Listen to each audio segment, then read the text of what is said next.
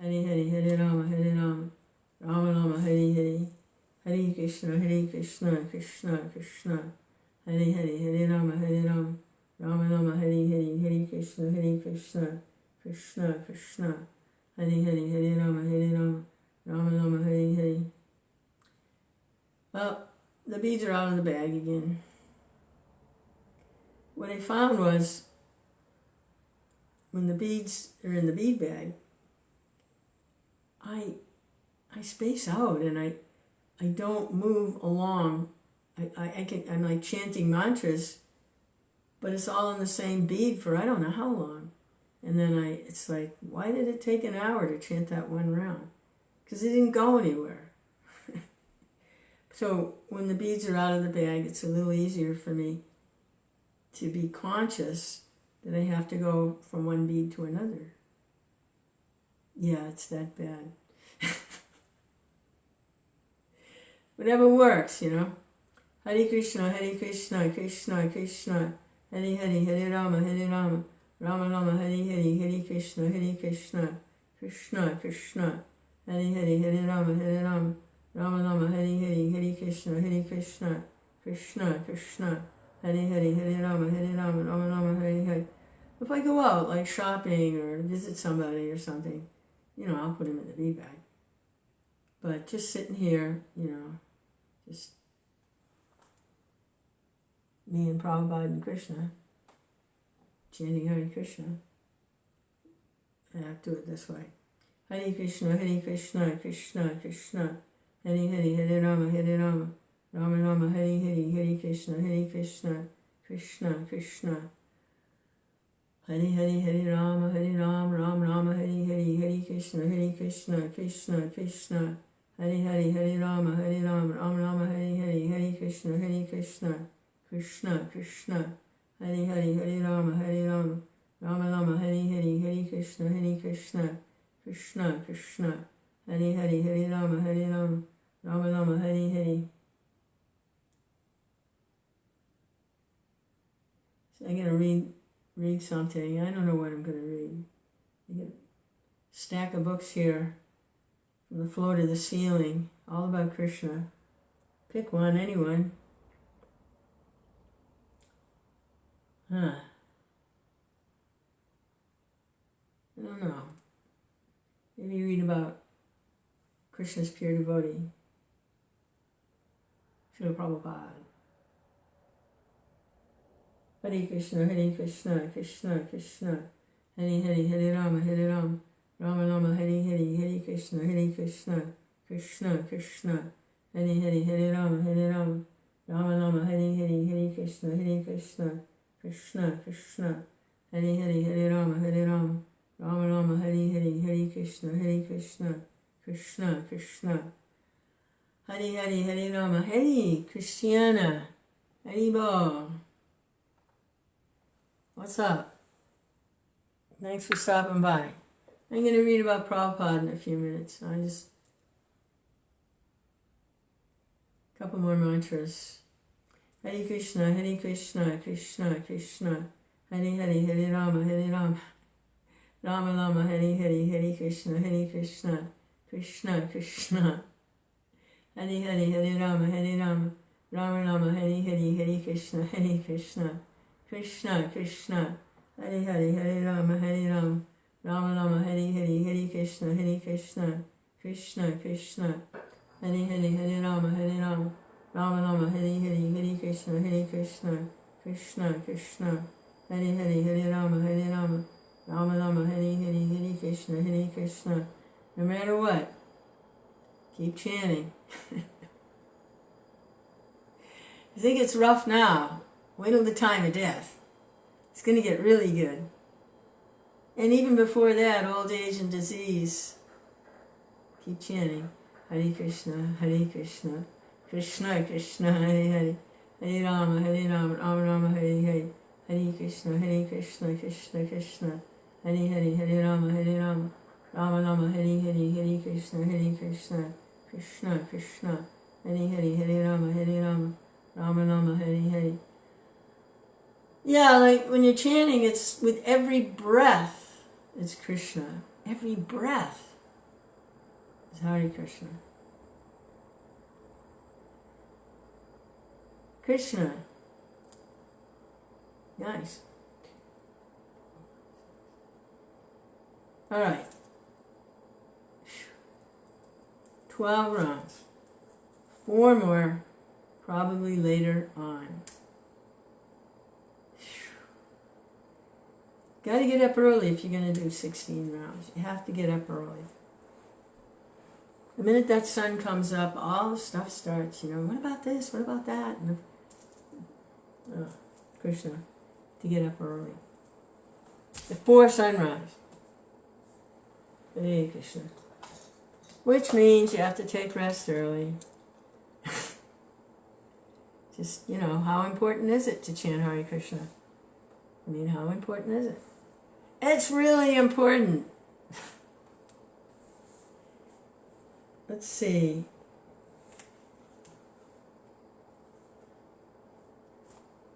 Yeah. Krishna. We're reading about Prabhupada. This is volume 1, 6 volumes. And Bhaktisiddhanta has disappeared, and his disciples are fighting over who's going to be in charge, who gets the assets. It was a really nasty scene. And the vision of Bhaktisiddhanta got lost in all the arguing. And the preaching went, spreading of Krishna consciousness and the Sankirtan. Forget it. They're in court all day fighting over who's going to get what. So, these things happen. But Prabhupada, he was never really in with the crowd. They were all sannyasis and renunciates, and they were very ambitious. See, when there's a powerful person or a successful person, it attracts others who want to be powerful and successful, and they kind of like, they want what he has. But what Bhaktisiddhanta really had was pure love for Krishna. And all the other stuff was just coming. The successes, the temples opening, the money coming in, the books being printed. That was coming because of what he really had was love for Krishna. And so everything else was coming. But those that were surrounding him, very ambitious, they wanted what he had, the material stuff. They didn't see what he really had. There's a pastime with, was it Sanatana Goswami, I think. Sanatana had been given a touchstone. Now, from what I understand, and what we understand is, it has certain properties to it that whatever it touches turns to gold. So there was one gentleman that was living in the area, heard that the saint, Sanatana Goswami, had this touchstone. Actually, he heard that Sanatana Goswami had the most valuable thing. And he thought the most valuable thing was a touchstone, that whatever it touched was gold. Yeah, that's good. What could be more valuable than that? Gold, Wow, what can't you do with gold, So he approached Sanatana Goswami and he asked. He said he wanted the most valuable thing. He wanted the touchstone. Sanatana Goswami, oh, yes, I have the most valuable thing, but you want the touchstone? The man said, yes, I want it. He said, oh, no problem. It's over there in the compost pile. Because in India, when they eat off of banana leaves and they throw everything in a pile. So it's the garbage pit. It's over there in the garbage pit. The man ran over. He found the touchstone. And he ran out. And he was touching everything. Turning everything into gold.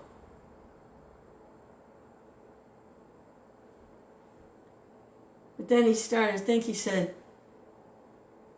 why was it in the garbage pile? It's the most valuable thing. It was in the garbage pile? There must be something more valuable. There must be something more valuable. But this was in the garbage. So he went back and he said, yes, I'd heard that you had the most valuable thing, and I thought it was this touchstone, and it certainly does work very well. I have a lot of gold. But why was it in the garbage? Sanatan said, because it's not the most valuable thing. He said, but you have the most valuable thing? Yes, I have the most valuable thing. But it's not the touchstone. And the man was like, more valuable than this? I want it. I want it. Sanatan said, well, you have to put the touchstone back in the garbage pile so I can give you the most valuable thing. So he did. So we all know how the story ends. He received the holy names of the Lord from a pure devotee. And that is the most valuable thing.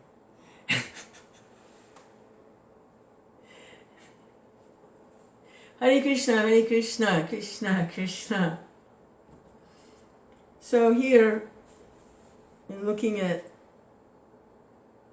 the things Prabhupada had to deal with, when Bhaktisiddhanta left, he had the most valuable thing. He had pure love for Krishna, the holy name, pure holy name. But those that were surrounding him were like that man who wanted the touchstone.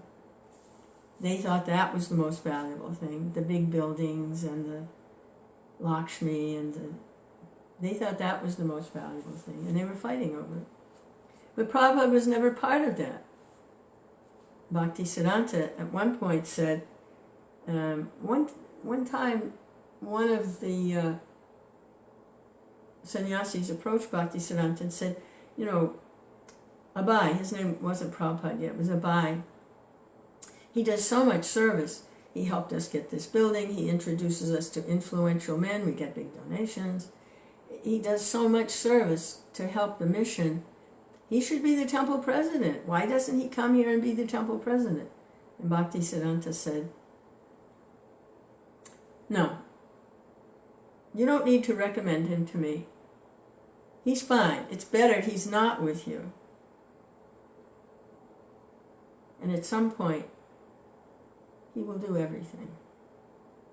So Bhaktisiddhanta knew he could see the quality of those that were surrounding him and that they still had material attachments. He could see that.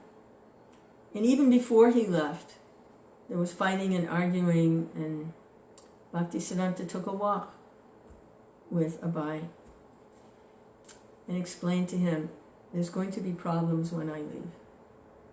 Already they're fighting. When I leave, there'll be a fire and everything will be destroyed. He told Prabhupada that. So, it's coming about. And Abai is trying to see how to fulfill the mission of his spiritual master.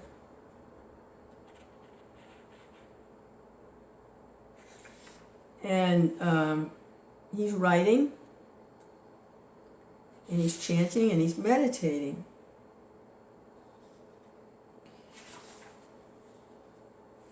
While all this other stuff is going on. One of Bhaktisiddhanta's sannyasis actually sold Bhaktisiddhanta's printing press to pay for all the legal expenses from all the fighting and arguing in the court system. Just awful. Just must have been so disturbing for Abai to see that, Prabhupada. Yeah. Bhaktisiddhanta said, it's better he's living outside your company. When the time comes, he will do everything himself. Bhaktisiddhanta knew.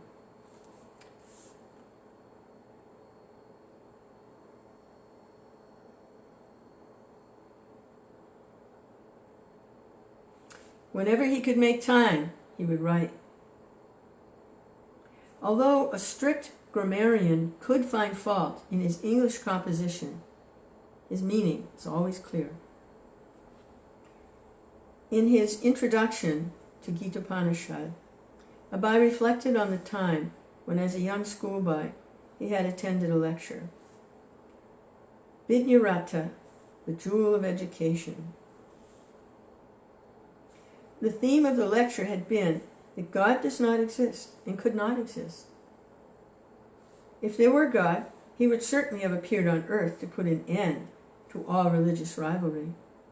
But since God had not obliged man in this way, we should banish all thought of his existence from our minds.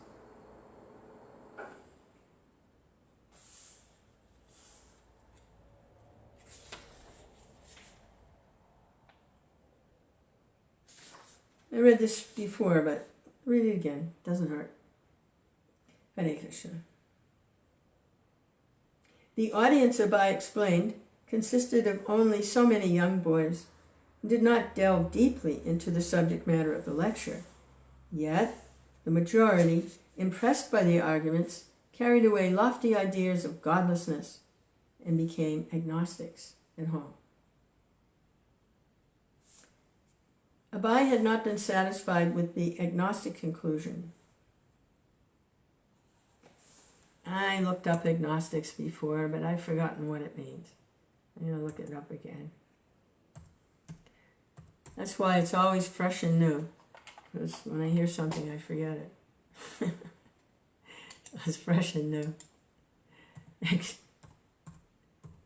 So what is agnostic?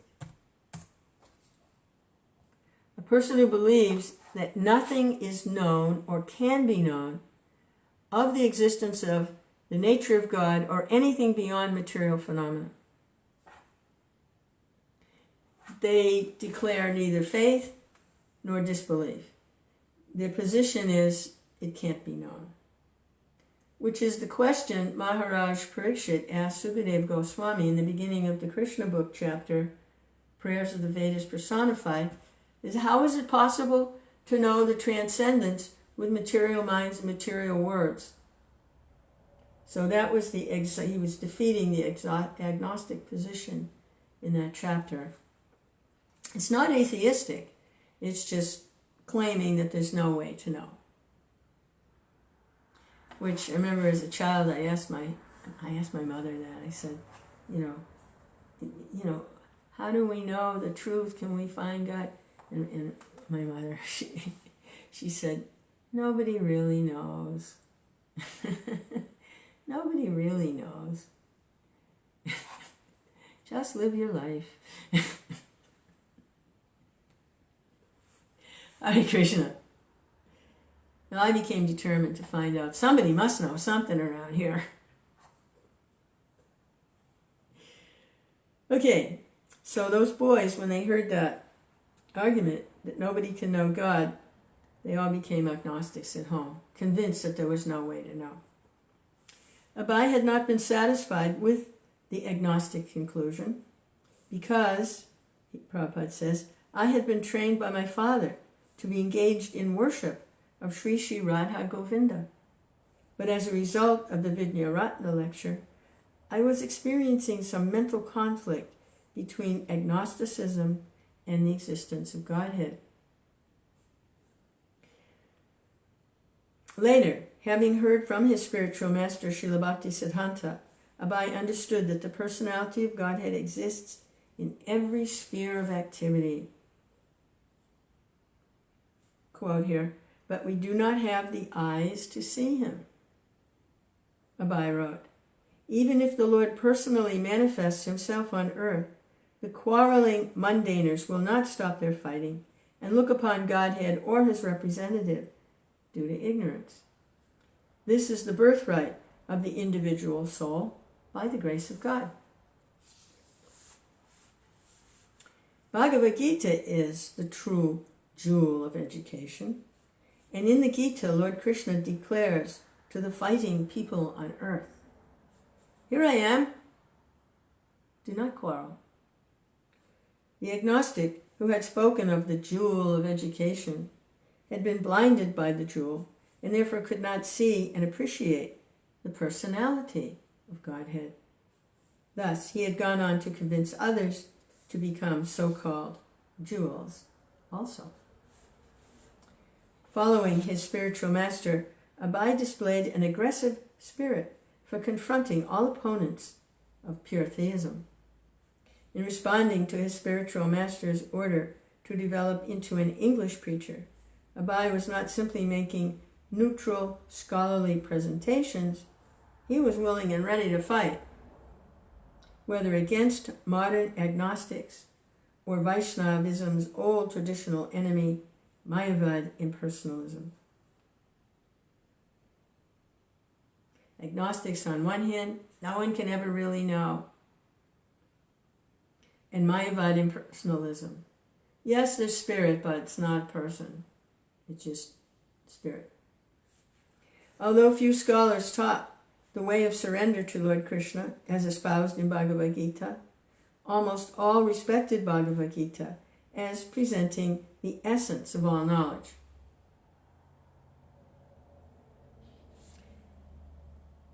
So, the essence of all knowledge, except for the conclusion, surrender unto me, abandon all varieties of religion. That part they don't accept, which is toward the end of the 18th chapter.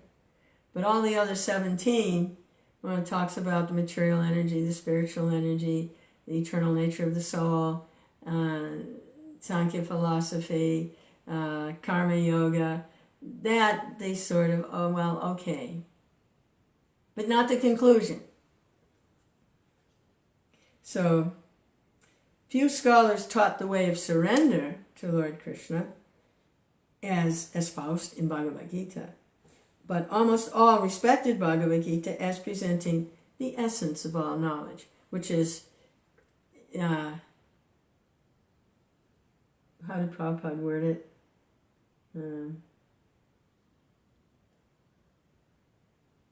It's not to Krishna that you surrender, it's to the spirit.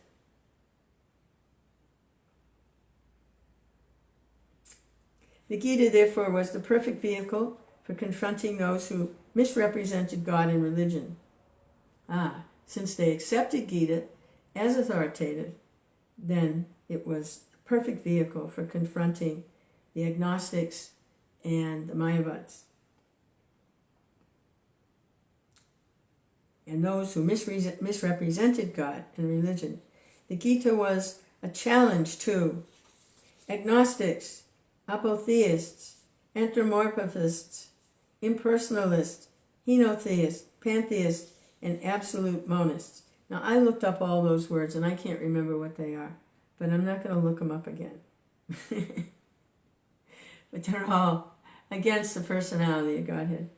Although there are already more than 600 commentaries on Bhagavad Gita, they had been written by persons with an inner hatred of the personality of Godhead. And therefore, they were imperfect. Such envious persons, Abai wrote, have no entrance into the real meaning of Bhagavad Gita, inasmuch as a fly cannot enter into the covered jar of honey. Abai described Indian culture as an almost impassable ocean due to its depth of thought and apparent mixtures of conclusions. But in this book, Abai declared, I will establish that Krishna is the absolute personality of Godhead by referring to the available records of scriptures, which are the recorded history of Indian culture and thought. So yeah, it's a real quagmire. Indian culture, the quagmire, there's everything in there. It's like, it's unfathomable. It's very easy to miss the conclusion of it all, Krishna, and get caught up in all the stuff. Prabhupada says, I will establish that Krishna is the absolute personality of Godhead. In this Bhagavad Gita, I will establish, and I refer to available records of scriptures, which are the recorded history of Indian culture and thought. And that's the Bhagavad Gita that we have. Hare Krishna. That's the one.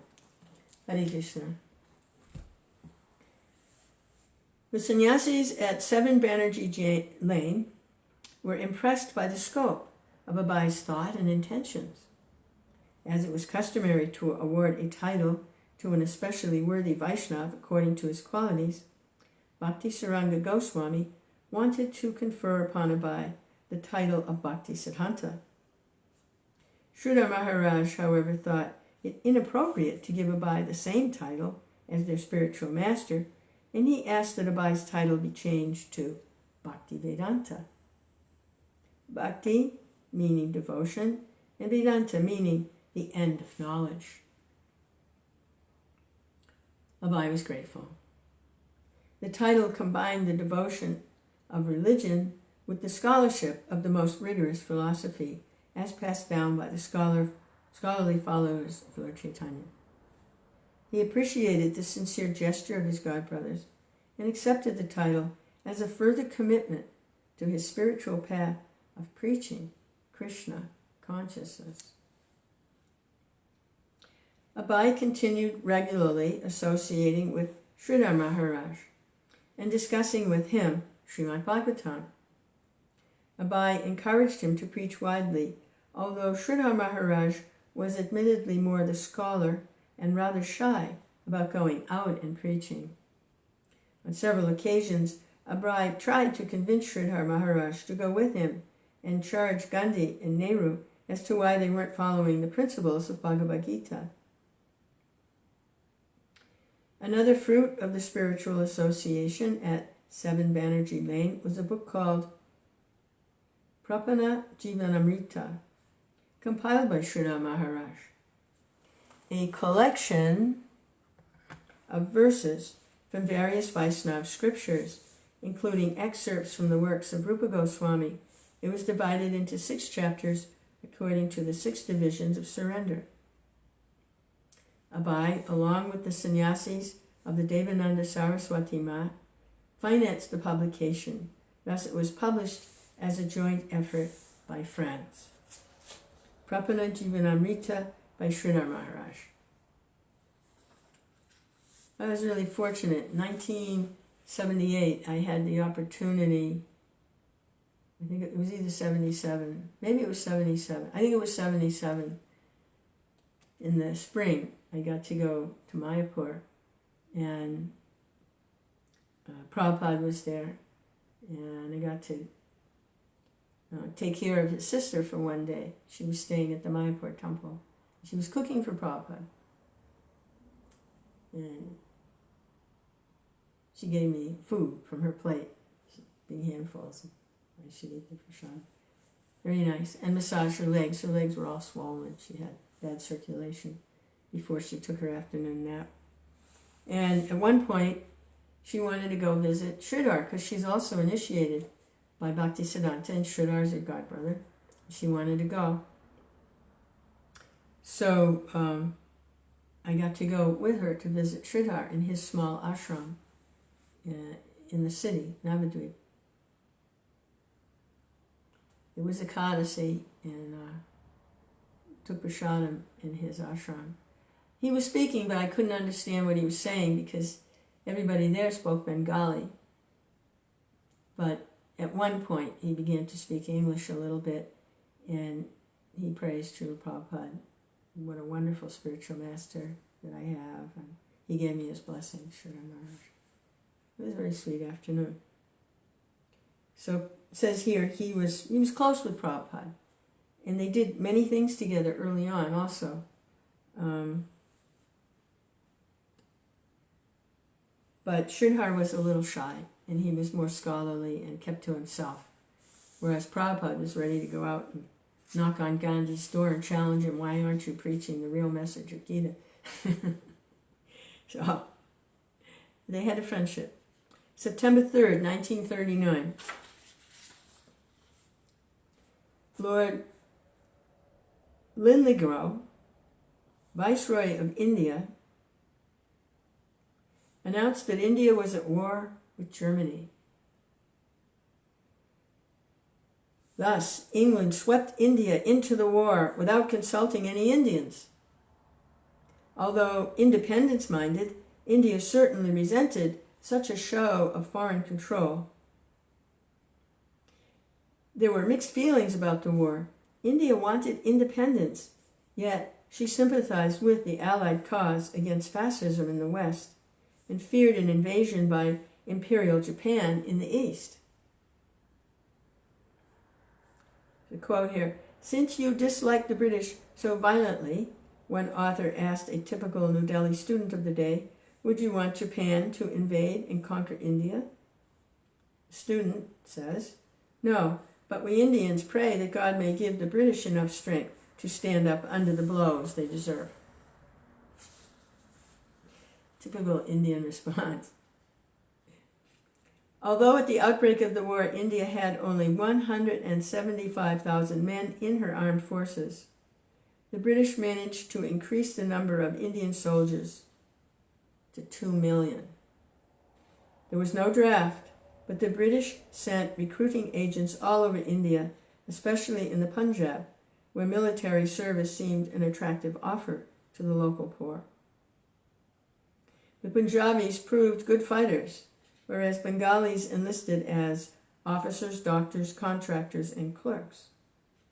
Indian soldiers were dispatched to the battlefields in Egypt, Iraq, Syria, Persia, Malaya, Burma, and Assam. While the British were attempting to mobilize Indians for the war, the Indian nationalist movement, which had continued off and on for more than 20 years, became very attractive.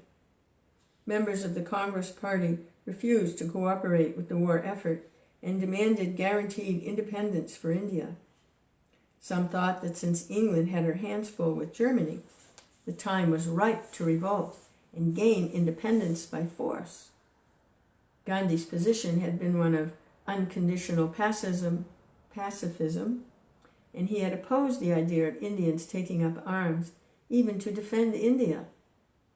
But by 1942, he had become more inimical and had reduced his policy towards the British to a simple, unequivocal, "Quit India."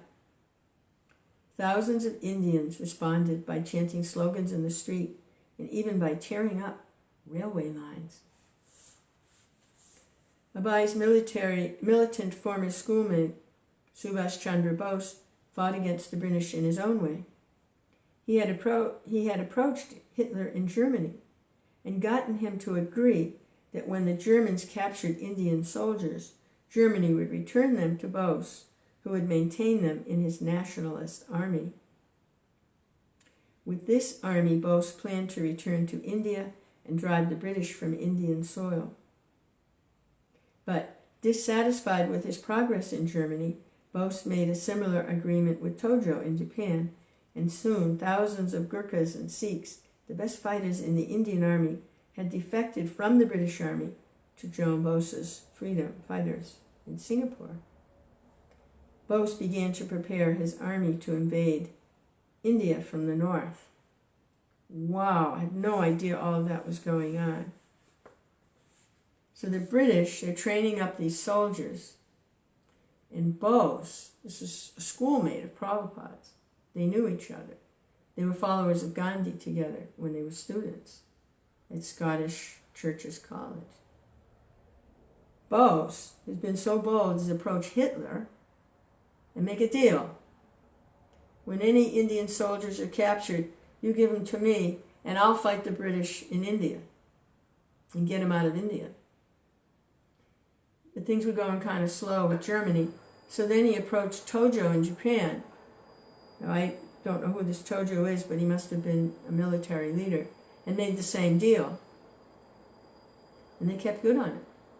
So some Indians under British control are fighting the Germans and the Japanese. And some Indians, when they're kidnapped, they're released to Bose, and they're fighting the British in India.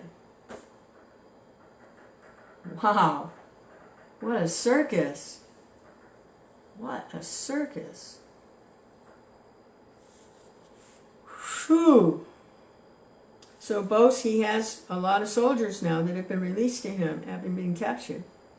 And he's begun to prepare his army to invade India from the north. Amazing. Then, 1943, the British found that the Japanese, who had already taken Burma, were at the doors of India, approaching Bengal.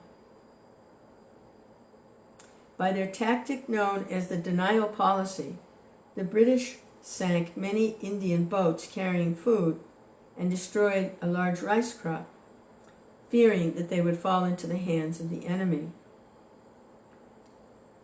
Yeah, that's what they do when there's a forest fire. They light a fire, not far from the forest fire, to burn up any fuel, so that when the actual forest fire comes along, it won't have anything. So they light a fire to destroy everything, and they control that fire. And then when the big, raging, out-of-control fire, it doesn't have anything to burn up. So the same idea.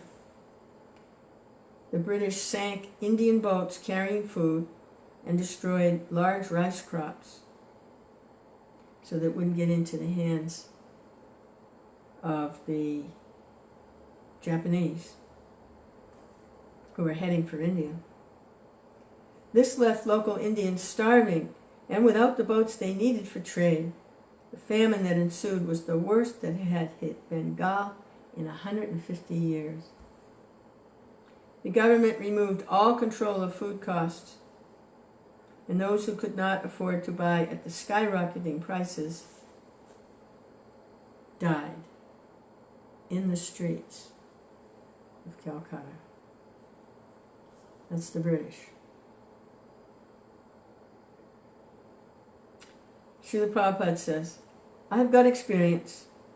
The government created artificial famine. The war was going on, so Mr. Churchill's policy was to keep the people in scarcity so they will volunteer to become soldiers. So this policy was executed. Big men, they collected the rice. Rice was selling at 6 rupees per mound. All of a sudden, it came to 50 rupees per mound. I was in the grocery shop purchasing, and all of a sudden the grocer said, No, I'm not going to sell anymore. At that moment, the price was 6 rupees per pound. So suddenly, he was not going to sell. A few hours later, I went back to purchase, and the rice had gone up to 50 rupees per pound. So that kind of thing is going to come to the West also at some point, because their economic system doesn't work. It's just being artificially propped up. So those kinds of things, we'll see. It's called inflation. The government appointed agents to purchase the rice and other commodities which were daily necessities. They can offer any price because the currency is in their hands. This is Prabhupada continuing to explain what he experienced. They can print so-called papers, $100 and pay, just print it. A man becomes satisfied thinking, oh, I have $100, but it's a piece of paper. That was the policy. You have no money, no rice. So another avenue is open. Yes, become a soldier. You get so much money, people out of poverty would go there. I have seen it. No rice was available in the market. People were hungry. They were dying.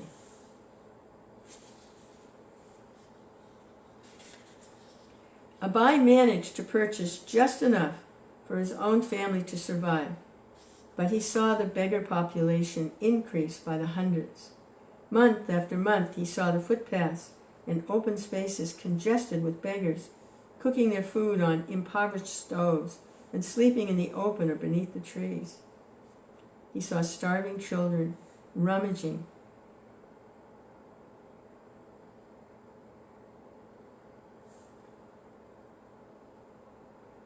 in the dustbins for a morsel of food. From there, it was but a step to fighting with the dogs for a share of the garbage. And this also became a familiar sight. Calcutta streets. Actually, Prabhupada has said like that. He said this will happen in the West. Be fighting with the dogs for the garbage. And worse than that, the dogs will be attacking people. Pet dogs will have to be let loose because no one will be able to feed them. And they will attack people because they'll be hungry.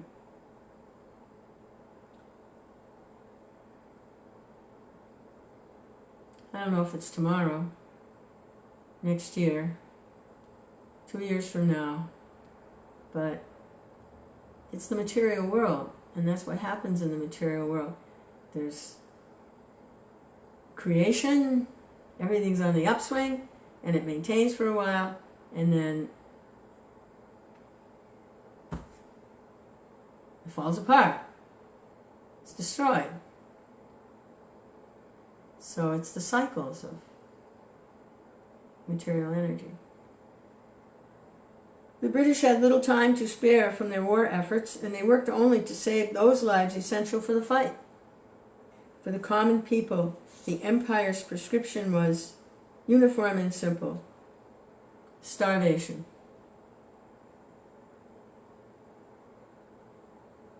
Starve.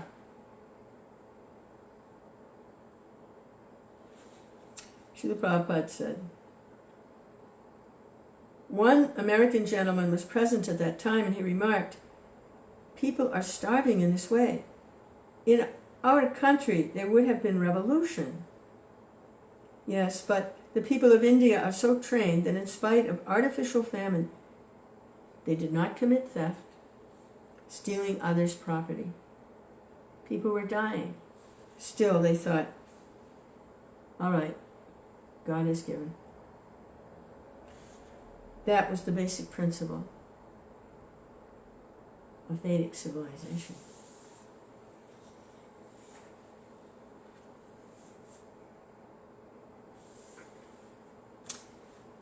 All right, continue on here. Abai knew that under the laws of nature, there was no scarcity.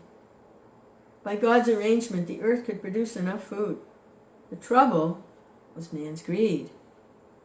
There is no scarcity in the world, Srila Bhaktisiddhanta Saraswati had said. The only scarcity is of Krishna consciousness. And this was how Abai saw the 1943 famine. Now, more than ever, the spiritual vision was relevant. Krishna consciousness was the prime necessity. How else could man be checked from his evil propensities to become greedy, hoard, make more, and create misery for millions? He had seen the heinous activities of the British in India. The cutting off of the thumbs of the weavers so that Indian-made cotton goods could not compete with foreign-made cloth. They're shooting down of unarmed, innocent citizens. They're creating artificial famine, and they're propagating the myth that Indian civilization was primitive. Still, he did not believe that an independent Indian government would necessarily be an improvement, unless the leadership was Krishna conscious.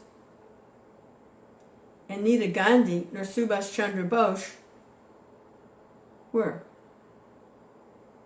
Then the government would be able to provide no real solutions, only stopgap measures. Without obedience to the laws of God, as expressed by the scriptures and sages, governments would only increase human suffering. This is what Bhaktisiddhanta said to Prabhupada the first time Prabhupada met him. And Prabhupada was Gung-Ho Gandhi. And Prabhupada asked, how will anyone take Indian culture seriously if we're under British rule? And Bhaktisiddhanta said, this message is so urgent. We can't wait for Indian politics. Prabhupada also said, as he was leaving, when he was older and he was leaving his body, he apologized. He said, if I've done anything wrong, I've accepted too many unqualified disciples, like me. If I've done anything wrong, I've accepted too many unqualified disciples. But what could I do? It was an emergency. So Prabhupada saw all these things. He understood it's an emergency. Okay.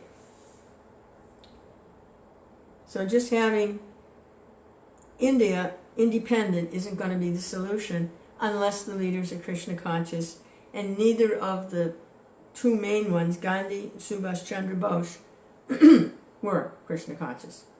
They were just fighting for independence, not necessarily for Krishna. Then Calcutta was bombed, day after day. The bombing was concentrated in specific areas, such as the Kittapur port facility and Sham Bazar in North Calcutta, very near Abai's home at Sitakanta Banerjee Lane. American planes had been leaving from airfields near Calcutta for targets in China and Japan, so the air raids on Calcutta seemed an inevitable retaliation. It was the Japanese striking back. Or was it? Some said it was the forces of Subhash Chandra Bose, since the bombs fell mostly in the European quarter. But for the people of Calcutta, it made little difference who was attacking. After the first bombing, people evacuated the city. Blackouts were imposed, and at night, the entire city was dark. See, we forget, World War II was what? About 80 years ago? So that's like a couple generations. And we think the world's just always been, for the last 80 years, just always been little houses and picket fences and cell phones and nice cars and restaurants. But 80 years ago, they destroyed everything. They destroyed London. They destroyed Frankfurt. They destroyed Berlin. They destroyed Paris. They destroyed Calcutta. Everything. They bombed everything, trying to kill each other. And now everybody's all, they got their pants in a wad about the virus. It's a material world, folks. Welcome. The only good thing about the material world is the opportunity to get out of it and go home.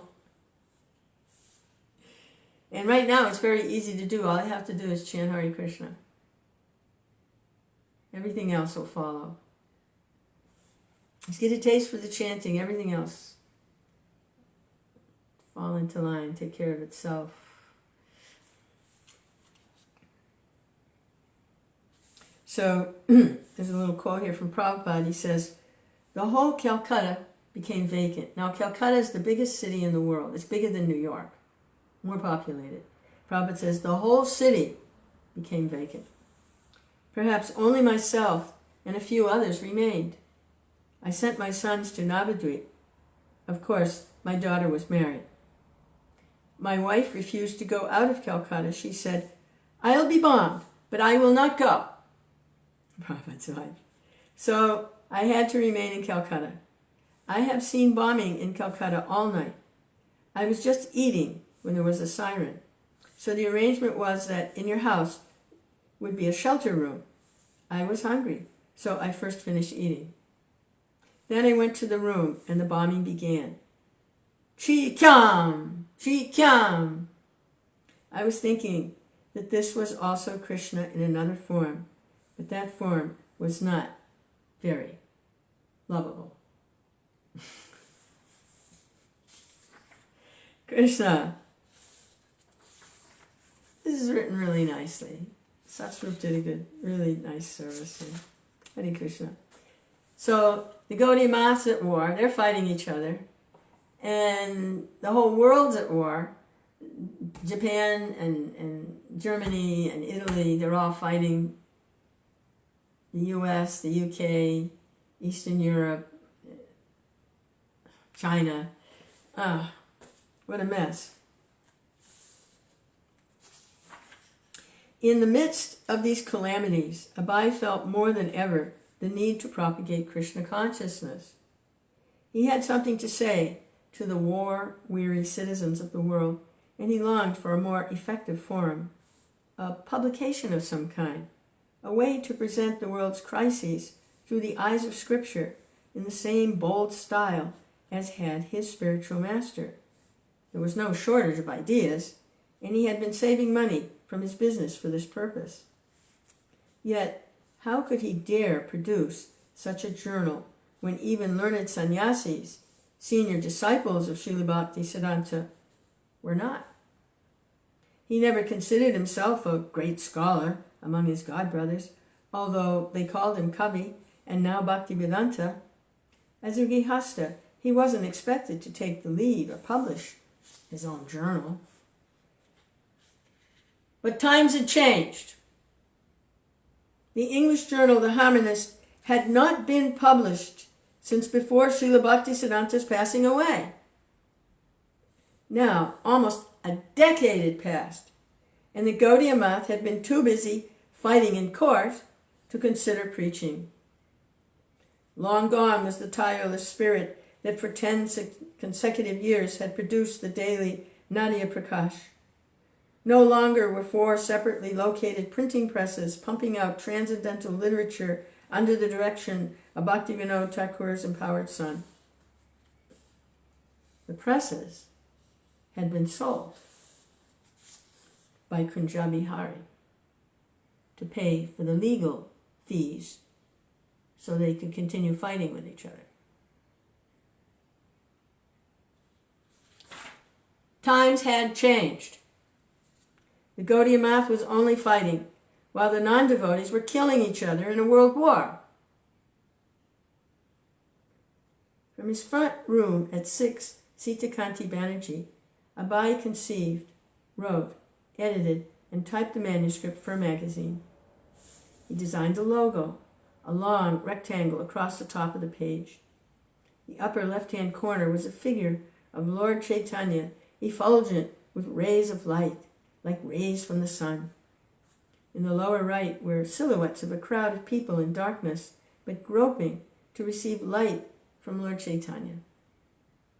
And between Lord Chaitanya and the people, the title unfurled like a banner, Back to Godhead. In the lower right corner was a picture of Srila Bhaktisiddhanta Saraswati seated at his writing, looking up thoughtfully as he composed. Above the logo ran the motto, God is light, nescience is darkness. Where there is Godhead, there is no nescience.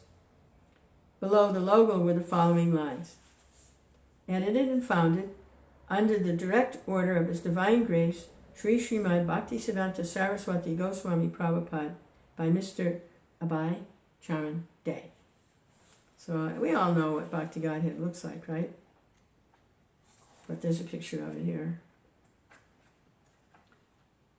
After Prabhupada left, Bhakti Godhead magazine continued to... Before Prabhupada left, Bhakti Godhead magazine was distributed on the street.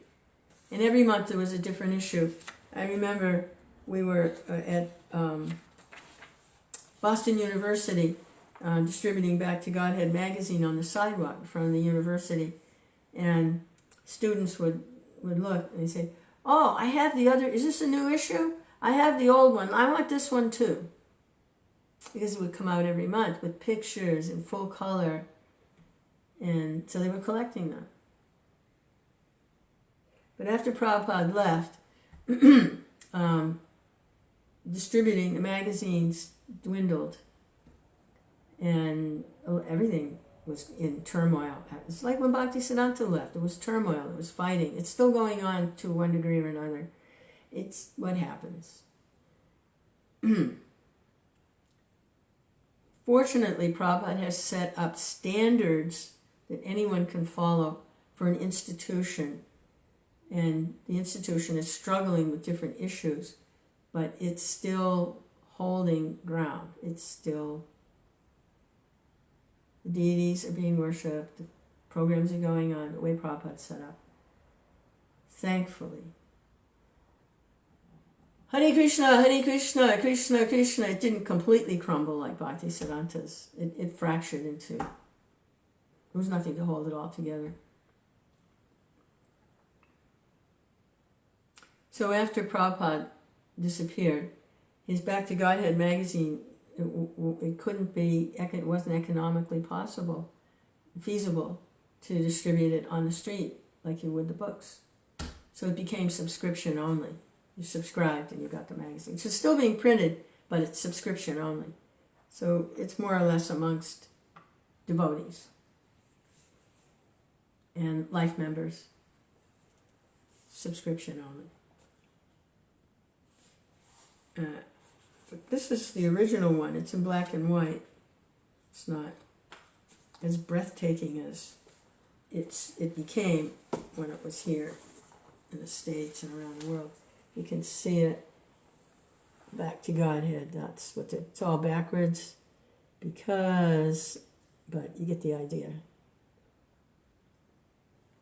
And it is in English. Prabhupada's in India and he's printing this in English.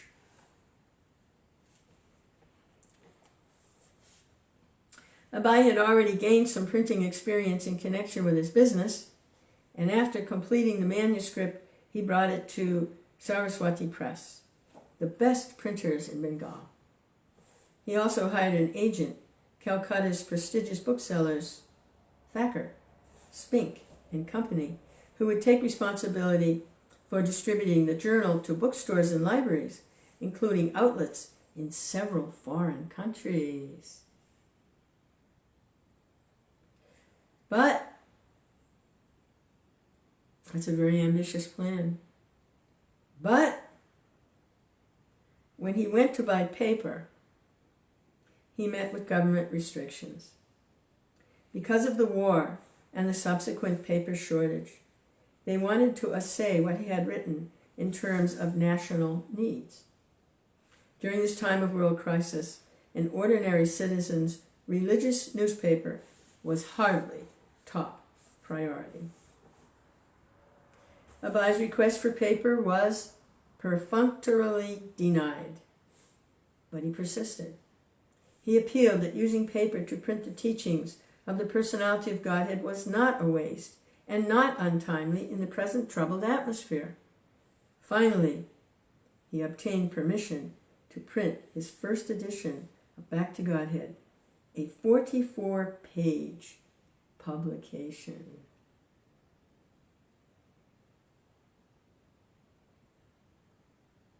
He persisted. Prabhupada was very persistent.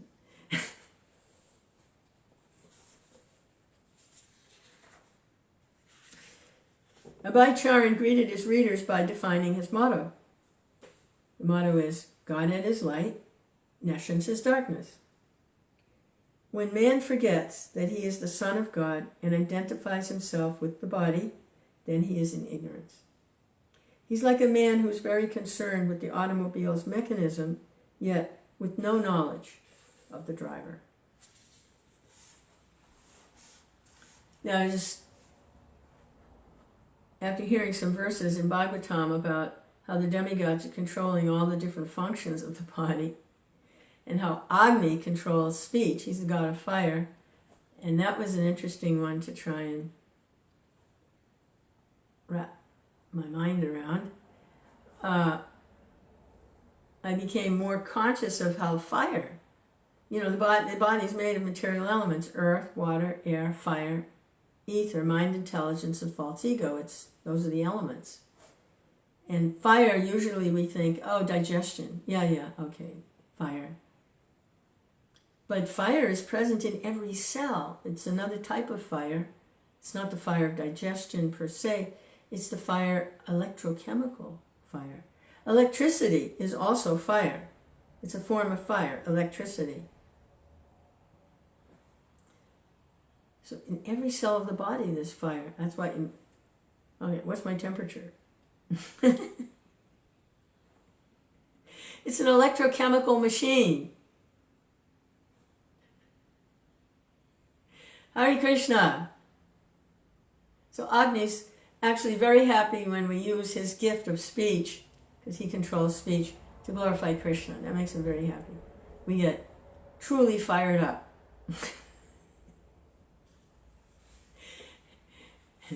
If we misuse it, we get burnt out. Hare Krishna, Krishna Krishna, Hare Hare. Okay, so when he forgets he's the Son of God and identifies with the body, he's in ignorance. Like a man who's very concerned with an automobile's mechanism with no knowledge of the driver. And there's a paragraph here from the first issue of the Back to Godhead. The defect of the present day civilization is just like that. This is actually the civilization of nescience or illusion, and therefore civilization has been turned into militarization. Everyone is fully concerned with the comforts of the body and everything related with the body, and no one is concerned with the spirit that moves the body, although even a boy can realize that the motor car mechanism has little value if there's no driver of the car. This dangerous ignorance of humanity is a gross nescience and has created a dangerous civilization in the form of militarization. Military-industrial complex. This militarization, which in softer language is nationalization, is an external barrier to understanding human relations. There's no meaning in a fight where the parties do fight only for the matter of different colored dresses. There must be, therefore, an understanding of human relation without any consideration of the bodily designation or colored dress.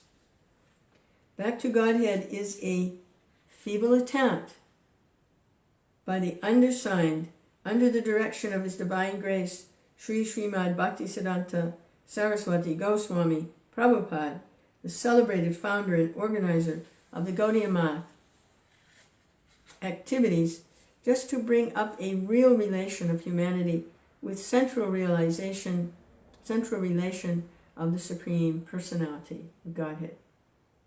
That there is a great and urgent need of a literature like this is keenly felt by the leaders of all countries, and the following statements will help much in the procedure. So there's a war going on, and Prabhupada is preaching according to time, place, and circumstance. Wake up, folks. This is why there's a war. The real reason.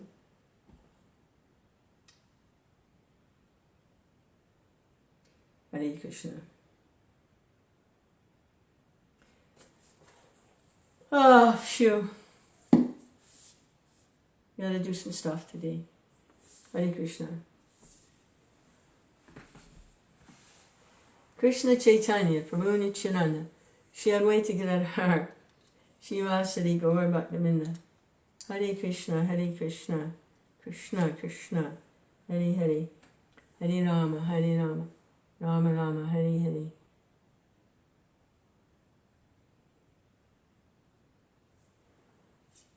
Haribo. Keep chanting. Keep chanting. Krishna.